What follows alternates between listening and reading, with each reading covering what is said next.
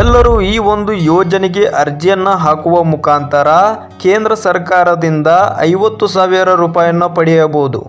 ಈ ಒಂದು 50,000 ರೂಪಾಯಿ ಅನ್ನುವಂಥದ್ದು ಯಾರಿಗೆಲ್ಲ ಸಿಗುತ್ತೆ, ಈ ಒಂದು ಹಣವನ್ನು ನಾವು ಎಲ್ಲಿ ಪಡೆದುಕೊಳ್ಳುವುದು, ಈ ಒಂದು 50,000 ರೂಪಾಯಿಯನ್ನು ಪಡೆಯುವ ಯೋಜನೆ ಯಾವುದು ಮತ್ತು ಈ ಒಂದು ಯೋಜನೆಗೆ ಅರ್ಜಿ ಸಲ್ಲಿಸಲು ಯಾವೆಲ್ಲ ಡಾಕ್ಯುಮೆಂಟ್ಸ್ಗಳು ಬೇಕಾಗುತ್ತೆ ಮತ್ತು ನಾವು ಎಲ್ಲಿ ಅರ್ಜಿಯನ್ನು ಸಲ್ಲಿಸಬೇಕು, ಅರ್ಜಿಯ ಪ್ರಾರಂಭದ ದಿನಾಂಕ ಹಾಗೂ ಕೊನೆಯ ದಿನಾಂಕ ಸಂಪೂರ್ಣ ಮಾಹಿತಿಯನ್ನು ಇವತ್ತಿನ ವಿಡಿಯೋದಲ್ಲಿ ನಿಮಗೆ ತಿಳಿಸ್ಕೊಡ್ತೀನಿ.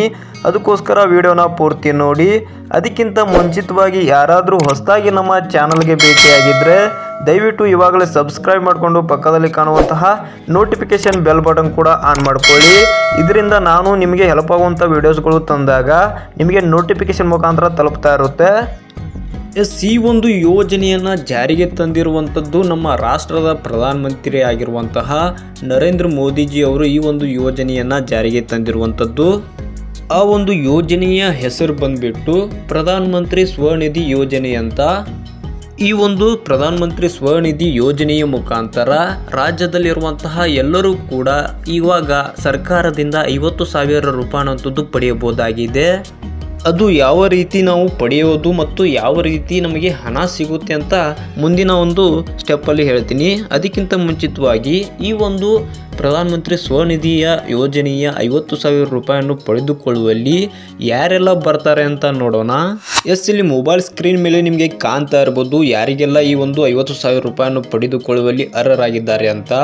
ಮೊದಲನೇದಾಗಿ ತರಕಾರಿ ಮಾರಾಟಗಾರರು, ಹಾಗೆ ಎರಡನೇದಾಗಿ ಹಣ್ಣು ಮಾರಾಟಗಾರರು, ಹಾಗೆ ವ್ಯಾಪಾರಿಗಳು, ಪುಸ್ತಕ ಲೇಖನ ಸಾಮಗ್ರಿಗಳನ್ನು ಮಾಡುವಂಥವರು, ಕ್ಷೌರಿಕ ಮತ್ತು ಅಂಗಡಿಗಳಂಥವರು, ಹಾಗೆ ಚಮ್ಮಾರರು, ಲಾಂಡ್ರಿ ಅಂಗಡಿಗಳು, ಟೀ ಅಂಗಡಿ, ಕುಶಲಕರ್ಮಿ ಉತ್ಪನ್ನಗಳವರು, ಹಾಗೆ ಪ್ಯಾನ್ ಅಂಗಡಿಯವರು, ಹೀಗೆ ವಿವಿಧ ಜನಗಳು ಈ ಒಂದು ಯೋಜನೆಗೆ ಅರ್ಜಿಯನ್ನು ಸಲ್ಲಿಸಬಹುದಾಗಿರುತ್ತೆ.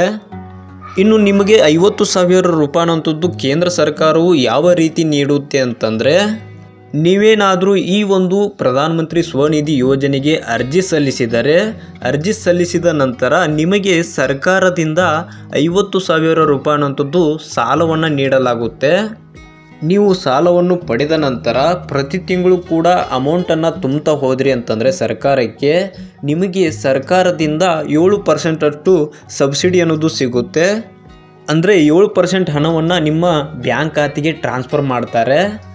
ಇನ್ನು ಈ ಒಂದು 50,000 ರೂಪಾಯಿ ಅನ್ನೋಂಥದ್ದು ಸಾಲ ಪಡೆದ ನಂತರ ನೀವೇನಾದರೂ ತುಂಬಲು ವಿಫಲವಾದರೆ ಸರ್ಕಾರದಿಂದ ಏನಾದರೂ ಶಿಕ್ಷೆ ಆಗುತ್ತಾ ಅಂತ ಕೇಳೋದಾದರೆ ಇದರಿಂದ ಯಾವುದೇ ರೀತಿಯ ಶಿಕ್ಷೆಯು ಅನ್ನುವಂಥದ್ದು ಇರೋದಿಲ್ಲ.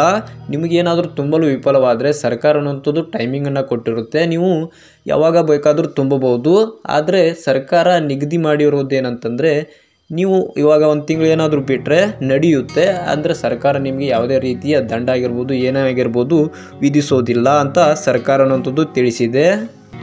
ನೀವೇನಾದರೂ ಪ್ರತಿ ತಿಂಗಳು ತುಂಬ್ತಾ ಹೋದರೆ ಸರ್ಕಾರ ನಿಮಗೆ 7% ಹಣವನ್ನು ನಿಮ್ಮ ಬ್ಯಾಂಕ್ ಖಾತೆಗೆ ವರ್ಗಾಯಿಸುತ್ತೆ ಅಂತ ಈ ಒಂದು ಯೋಜನೆ ಮುಖಾಂತರ ತಿಳಿಸಲಾಗಿದೆ.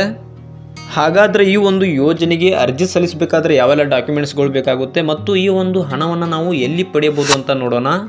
ಇಲ್ಲಿ ಮೊಬೈಲ್ ಸ್ಕ್ರೀನ್ ಮೇಲೆ ಕಾಣ್ತಾ ಇರ್ಬೋದು ಯಾವೆಲ್ಲ ಡಾಕ್ಯುಮೆಂಟ್ಸ್ಗಳು ಬೇಕಾಗುತ್ತೆ ಅಂತ. ಮೊದಲನೇದಾಗಿ ನಿಮ್ಮ ಒಂದು ಆಧಾರ್ ಕಾರ್ಡ್ ಅನ್ನೋಂಥದ್ದು ಬೇಕಾಗುತ್ತೆ, ಹಾಗೆ ಎರಡನೇದಾಗಿ ಮತದಾರರ ಗುರುತಿನ ಚೀಟಿ ಅನ್ನೋದು ಬೇಕಾಗುತ್ತೆ, ಹಾಗೆ ರೇಷನ್ ಕಾರ್ಡು ಕೂಡ ಬೇಕಾಗುತ್ತೆ, ಅದೇ ರೀತಿ ನಿಮ್ಮ ಒಂದು ಬ್ಯಾಂಕ್ ಪಾಸ್ಬುಕ್ಕು ಕೂಡ ಬೇಕಾಗುತ್ತೆ, ಅದೇ ರೀತಿ ಒಂದು ಪಾಸ್ಪೋರ್ಟ್ ಸೈಜ್ ಅಳತೆ ಇರುವಂತಹ ಒಂದು ಫೋಟೋ ಅನ್ನೋಂಥದ್ದು ಕೂಡ ಬೇಕಾಗುತ್ತೆ. ಇಷ್ಟು ಡಾಕ್ಯುಮೆಂಟ್ಸ್ಗಳು ಇದ್ದರೆ ಈಸಿಯಾಗಿ ನೀವು ಹತ್ತಿರದ ಆನ್ಲೈನ್ ಸೆಂಟರ್ಗಳಲ್ಲಿ ಈ ಒಂದು ಪ್ರಧಾನಮಂತ್ರಿ ಸ್ವನಿಧಿ ಯೋಜನೆಗೆ ಅರ್ಜಿ ಸಲ್ಲಿಸಬಹುದಾಗಿರುತ್ತೆ. ಇನ್ನು ಈ ಒಂದು ಪ್ರಧಾನಮಂತ್ರಿ ಸ್ವನಿಧಿ ಯೋಜನೆಗೆ ಅರ್ಜಿ ಸಲ್ಲಿಸಿದ ನಂತರ ಹಣವನ್ನು ನಾವು ಎಲ್ಲಿ ಪಡೆಯಬಹುದು ಅಂತ ನೋಡೋದಾದರೆ ಇಲ್ಲಿ ಮೊಬೈಲ್ ಸ್ಕ್ರೀನ್ ಮೇಲೆ ನಿಮಗೆ ಕಾಣ್ತಾ ಇರ್ಬೋದು ನೀವು ಸಾಲವನ್ನು ಎಲ್ಲಿ ಪಡೆಯಬಹುದು ಅಂತ ಇಲ್ಲಿ ಕೊಟ್ಟಿದ್ದೀನಿ.